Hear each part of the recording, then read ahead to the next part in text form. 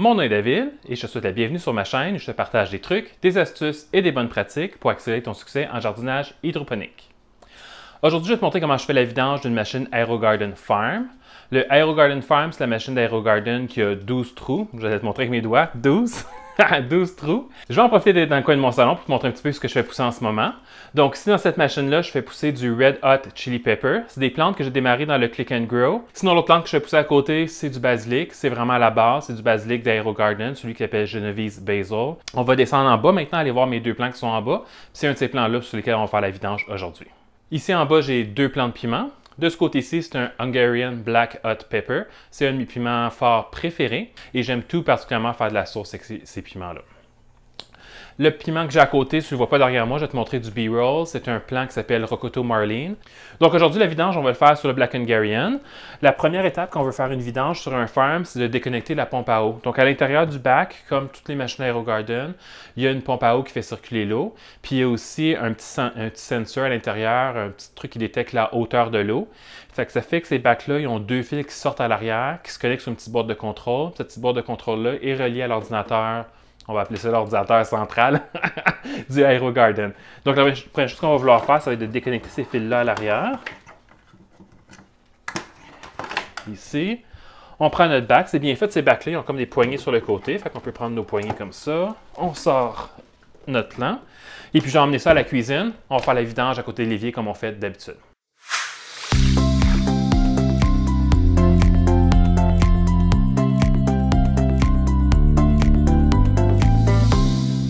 Comme d'habitude, quand je fais une vidange, je prépare mon aire de travail avec tous mes outils. J'utilise des couteaux de cuisine.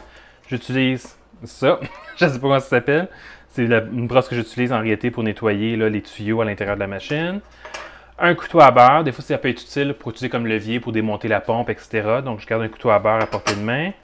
Un coton-tige, un cure-dent. C'est pour nettoyer, surtout pour nettoyer l'intérieur de la pompe. Et puis aussi une éponge à récurer. C'est le même genre d'éponge à récurer que j'utilise pour nettoyer la vaisselle, mais c'est pas la même. Je m'en sers juste pour les plantes. Celle-là, juste pour les machines hydroponiques. J'en ai vraiment une à part pour la vaisselle.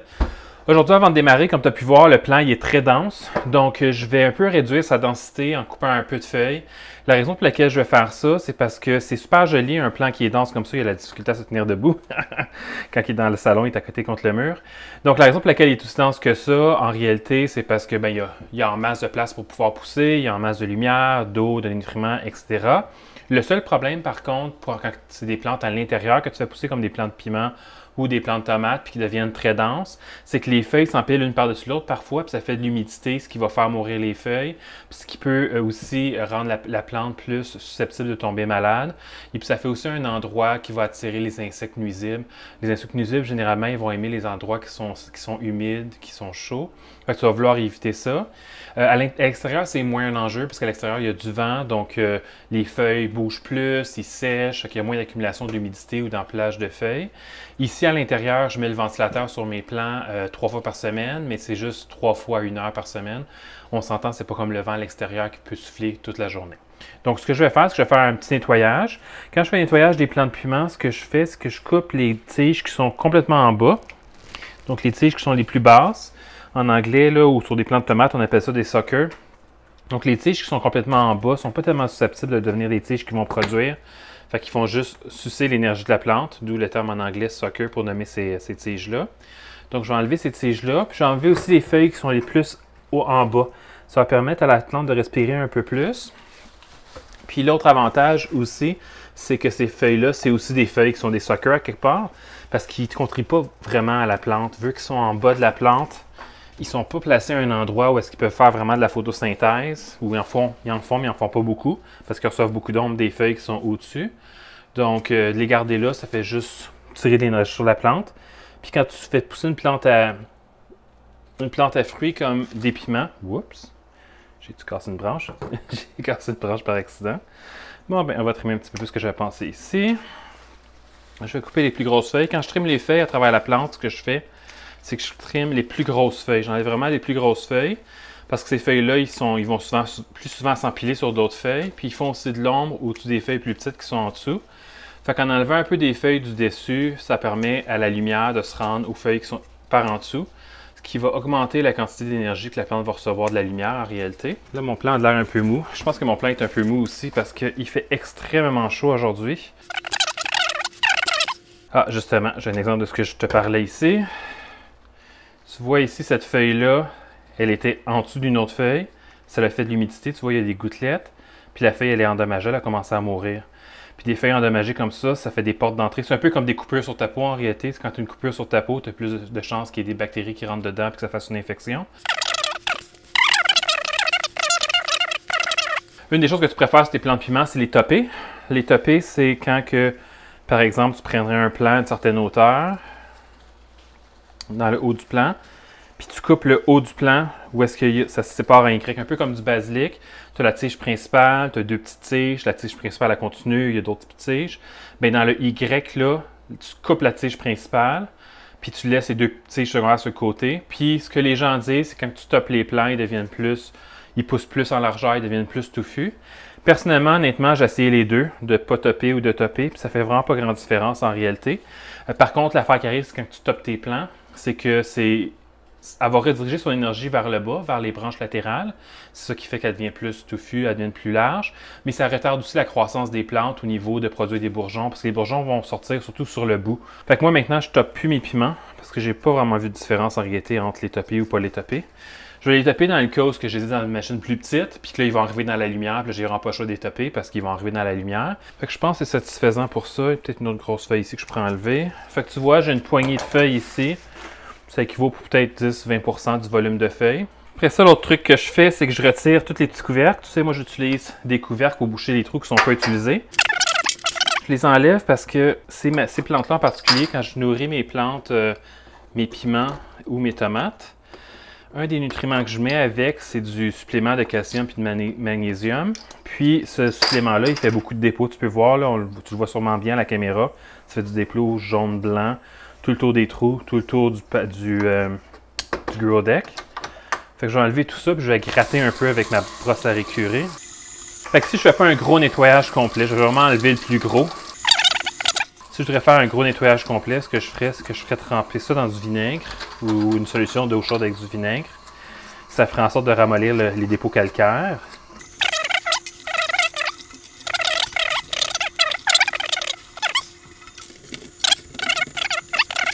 Ici, encore une fois, je fais juste passer rapidement pour enlever le plus gros. Comme je t'ai dit dans d'autres vidéos, moi, je suis pas un frotteux dans la vie, là. J'aime vraiment pas ça frotter. On a atteint mon niveau de patience pour frotter pour l'instant. Ok, donc je vais retirer la plante puis son plateau. Puis je vais regarder ce que les racines ont de l'air. Là, j'ai quand même enlevé des feuilles. Fait que je vais voir si je vais enlever des racines aussi. Ouais, les racines sont belles. C'est exactement ça qu'on veut voir sur un plant de piment. On veut voir des racines qui vont quand même avoir une certaine abondance, une certaine longueur, qui sont majoritairement blancs. Elles peuvent être un peu jaunies. Ça dépend des nutriments que tu mets dans ton eau. Moi, je mets des nutriments qui tachent les racines. Fait qu'éventuellement, ces racines-là vont devenir un peu plus colorées. Là, le plant est quand même assez jeune, donc les racines ne sont pas tant colorées que ça. Puis, ouais, ça sent bon, ça sent frais. Tu vas vouloir intervenir puis faire une bonne trim si tu as une situation du genre, tu as un moton de racines tout ensemble, ils commencent à virer jaune foncé, orange, brune, possiblement commencer à pourrir. Là, tu vas vouloir mettre les ciseaux là-dedans pour faire une bonne trim. Mais là, pour l'instant, je vais faire une mini trim. Puis quand moi, je fais une mini trim, je fais juste passer les racines sur l'eau, puis tirer. Puis j'y vais comme ça. Je ne travaille pas très fort. C'est juste pour dire que j'enlève les racines qui sont peut-être plus vieilles ou qui se détacheraient toutes d'elles-mêmes. Je vais les détacher d'avance, comme ça va éviter qu'ils tombent dans le bac, puis qu'ils pourrissent dans le bac, puis qu'ils contaminent l'eau.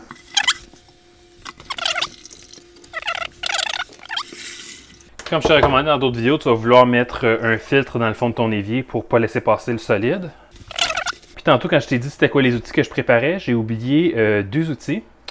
Je vais les sortir maintenant. Donc, j'utilise aussi un tournevis. Tu as besoin d'un tournevis à tête étoilée. Ça, c'est un multitête. Une tête étoilée pour dévisser ce qui retient la pompe. Puis souvent, tu as besoin d'une paire de pinces pour démonter la pompe. Fait que j'utilise les deux. On va commencer par enlever les morceaux ici. Passer ça à l'eau chaude. Ici, c'est juste une petite vidange que je fais. Fait que je vais juste rincer ça à l'eau chaude. Ça va faire la job.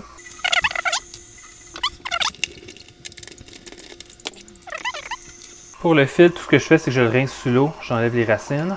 Quand tu as des plantes qui font pas mal de racines et qui explorent, comme du basilic, de la menthe, des piments, des tomates, tu vas souvent avoir des racines comme ça dans la pompe.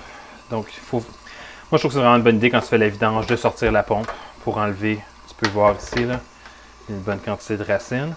Parce que si tu laisses les racines aller dans la pompe, éventuellement, ben, la pompe elle va devenir bloquée par les racines. Puis la pompe, elle ne sait pas qu'elle est bloquée, fait qu'elle va continuer à essayer de rouler. Le moteur va brûler.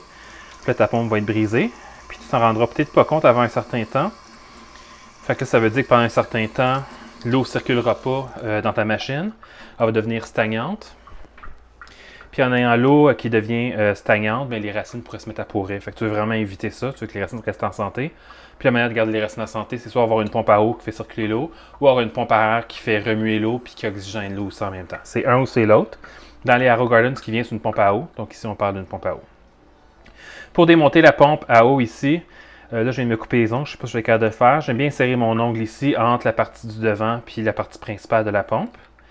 Comme là, ça fonctionne. Je suis capable de le faire. Si je n'aurais pas été capable de le faire, ce que j'aurais pu faire aussi, c'est utiliser un couteau du côté qui n'est pas dedans, le couteau à beurre. Puis, je pousse ici, puis ça enlève le couvercle. Après ça, il y a une petite plaquette ici à retirer. Le couteau à beurre est utile pour ça aussi. Puis là, c'est cette partie-là ici, ce que moi, je préfère utiliser des pinces. C'est quand je veux sortir la partie hélice et tout. Je viens ici avec ma paire de pinces. Je pince vers le milieu de l'hélice. Je tire. Puis ça sort. Donc là, on va nettoyer toutes ces composantes-là. Puis c'est là que le Q-tip sur le coton-tige va devenir utile. Si je ferais une grosse vidange ou si je viderais la machine complètement, je serais à l'étape de jeter les plans, partir des nouveaux plans. Là, je ferais un nettoyage plus en profondeur où j'utiliserais du vinaigre pour désinfecter la machine. Mais là, je la nettoie pour la remplir pour remettre le même plan. Pour aller chercher les dépôts dans les petits coins, j'utilise un cure-dent, la pointe du cure-dent, puis je gratte. Je fais la même chose avec les autres composantes. Donc ça, c'était le couvercle qui allait sur le devant ici.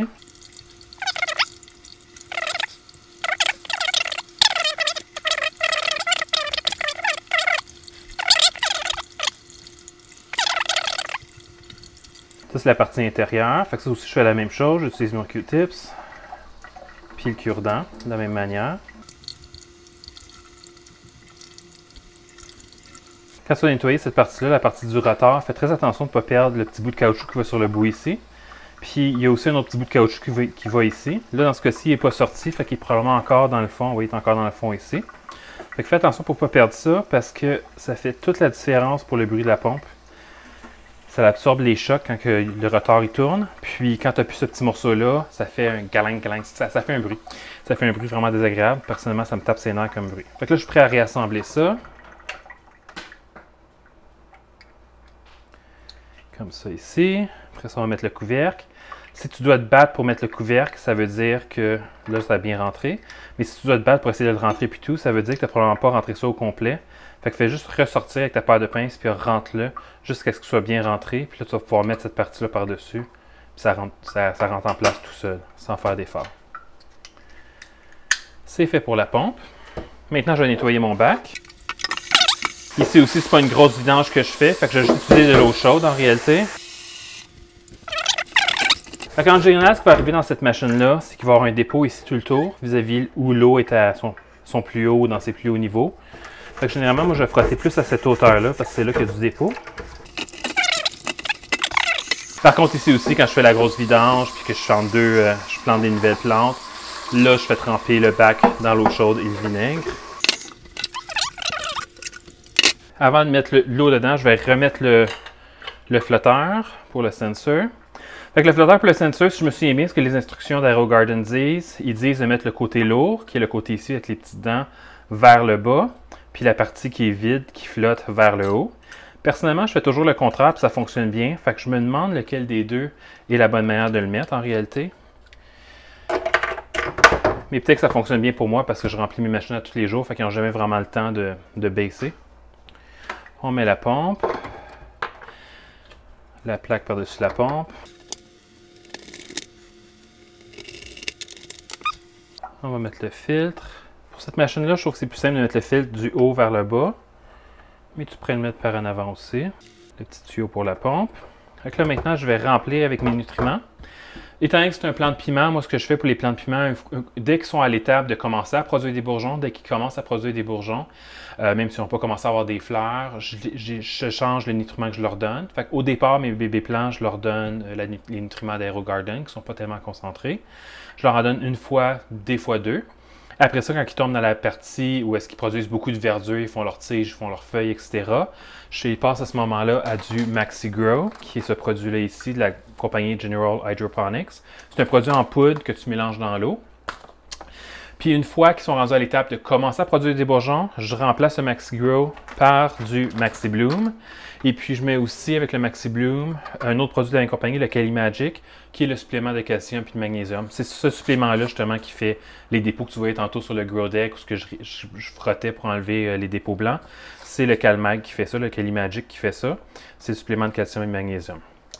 Je pourrais mettre directement ma poudre dans la machine, remplir ça d'eau, dans le bac, pardon, puis remplir ça d'eau. Mais le problème, c'est que la poudre ne va pas bien se dissoudre si je la mets directement dans le bac, puis je fais juste comme, mettons, brasser avec ma main ou avec une cuillère. Donc moi, ce que je préfère faire à ce moment-là, c'est plutôt de mélanger d'avance dans des cruches comme ça de 4 litres.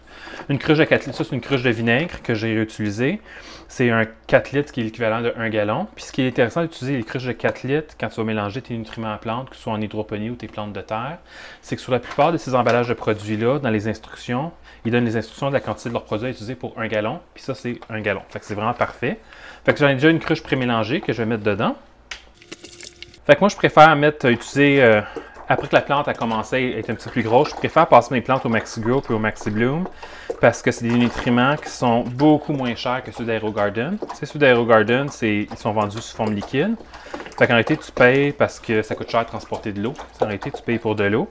Fait que quand tu as des nutriments en poudre, que ce soit ceux de General Hydroponics ou une autre marque, ça coûte beaucoup moins cher. Parce que c'est beaucoup moins lourd. Tu payes juste pour transporter ce que tu achètes, qui est la poudre, pas pour transporter de l'eau. Donc, si tu suis les instructions derrière, ça vient avec une petite cuillère qui a un gros compartiment, un petit compartiment. Si tu suis les instructions derrière, ça dit que pour un gallon d'eau ou 4 litres, tu dois mettre 1 ou 2 cuillères comme ça. Personnellement, je l'ai testé. Oups. Je l'ai testé, puis une cuillère, c'est en masse. En réalité, les plantes, ils performent. Ça, j'utilise ça pour mes tomates et mes piments. Les tomates et les piments performent vraiment bien avec une cuillère. Puis, le problème que j'ai vu à utiliser 2 cuillères, outre le fait que ça utilise le double de quantité du produit, l'autre enjeu que j'ai vu d'utiliser 2 cuillères aussi, c'est que le 2 cuillères ne se dissout pas bien dans un gallon d'eau. Puis ça fait plein de dépôts dans le fond de ton bac. Puis ça rajoute des taches de calcaire partout à l'intérieur de ton bac. Fait que, outre le fait que ça te prend le double la quantité, c'est que ça gaspille en plus. Fait que ça coûte plus cher en réalité, tu gaspilles. Après ça, pour le CaliMagic, les instructions, c'est 1 cuillère à thé par gallon. Fait que je vais mettre 1 cuillère à thé. Puis honnêtement, le CaliMagic, ça fait toute la différence. Sur les plantes qui sont intenses, consommatrices de calcium et de magnésium, comme les tomates, les piments, la laitue aussi, apparemment que c'est bon pour la laitue. Moi, j'en mets pas dans ma laitue, mais apparemment que c'est bon pour la laitue aussi. Pour la laitue, je mets du MaxiGrow pour la laitue jusqu'à la fin. Je me rends jamais au MaxiBloom pour de la laitue parce que c'est pas une plante. Ben, c'est une plante à fleurs, mais quand la laitue est rendue à faire des fleurs, elle est plus bonne. Mais pour la partie qu'on mange la plante, c'est vraiment la verdure, puis le MaxiGrow, c'est merveilleux pour la verdure.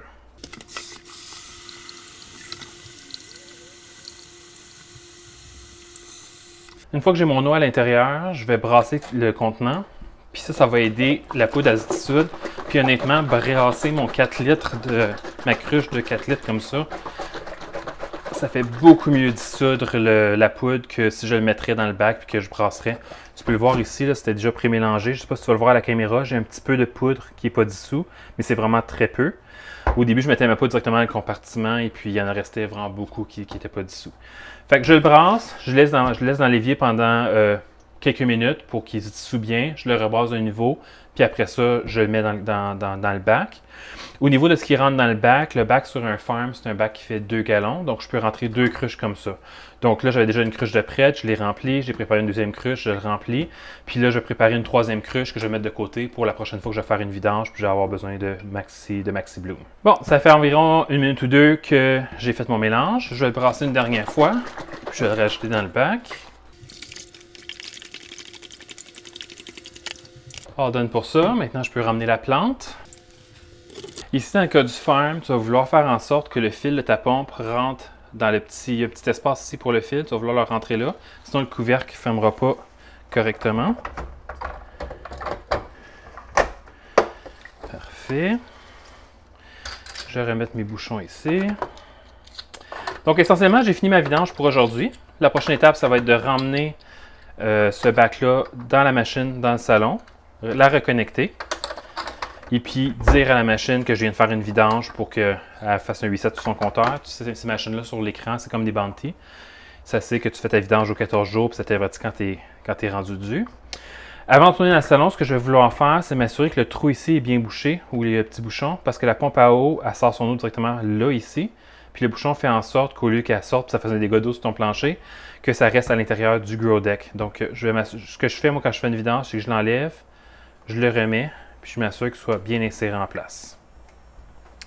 Alors là, on va leur remettre la machine, ou le bac plutôt, à sa place dans le salon. Alors, le Black Hungarian est de retour dans sa machine, à côté du, j'ai un blanc, Rokuto Marlene.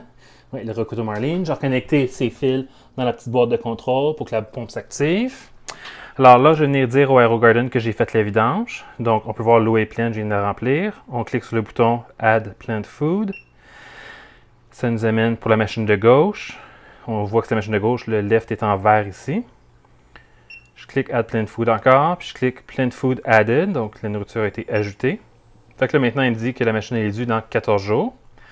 Je peux voir par le symbole ici, à cause des petites flèches qui bougent, ils sont animés, que l'eau circule. Si ce n'était pas le cas, moi, quand je rajoute des nutriments, je demande toujours à la pompe de rouler. Là, elle l'a fait toute seule, mais si elle l'aurait pas fait toute seule, je clique sur la goutte d'eau, je vais à Pump Settings, je vais à Test Pump.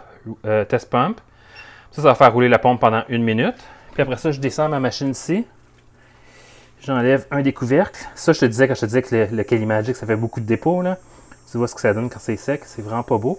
Mais bon, c'est la vie. Je suis pas un frotteur. Si j'étais un frotteur, j'aurais mis du vinaigre là-dedans et je l'aurais bien nettoyé. Fait que tu peux voir ici, dans la petite chute d'eau, l'eau elle coule. Fait que là, ça me confirme que ma pompe, elle est fonctionnelle puis que je l'ai bien connectée correctement.